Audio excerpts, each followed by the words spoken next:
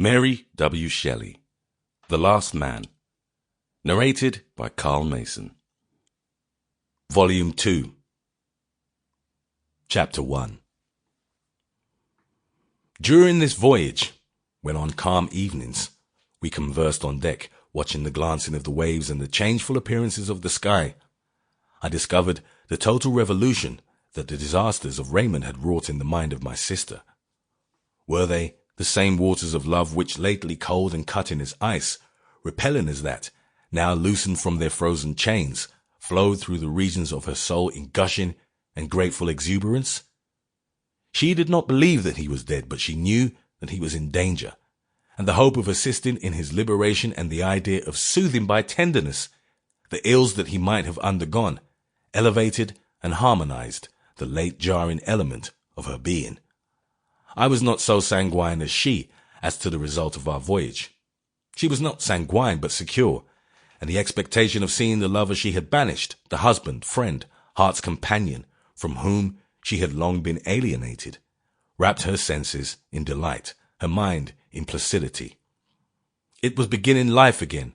It was leaving barren sands for an abode of fertile beauty.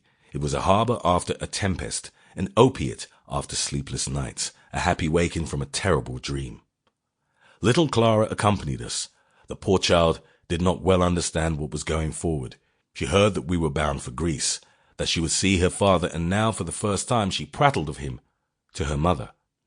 On landing at Athens, we found difficulties increase upon us, nor could the storied earth or balmy atmosphere inspire us with enthusiasm or pleasure, while the fate of Raymond was in jeopardy. No man had ever excited so strong an interest in the public mind. This was apparent even among the phlegmatic English, from whom he had long been absent. The Athenians had expected their hero to return in triumph.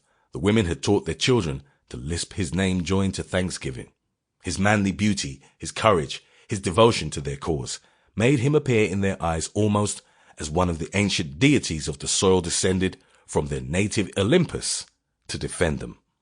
When they spoke of his probable death and certain captivity, tears streamed from their eyes, even as the women of Syria sorrowed for Adonis, did the wives and mothers of Greece lament our English Raymond. Athens was a city of mourning. All these shews of despair struck Perdita with affright.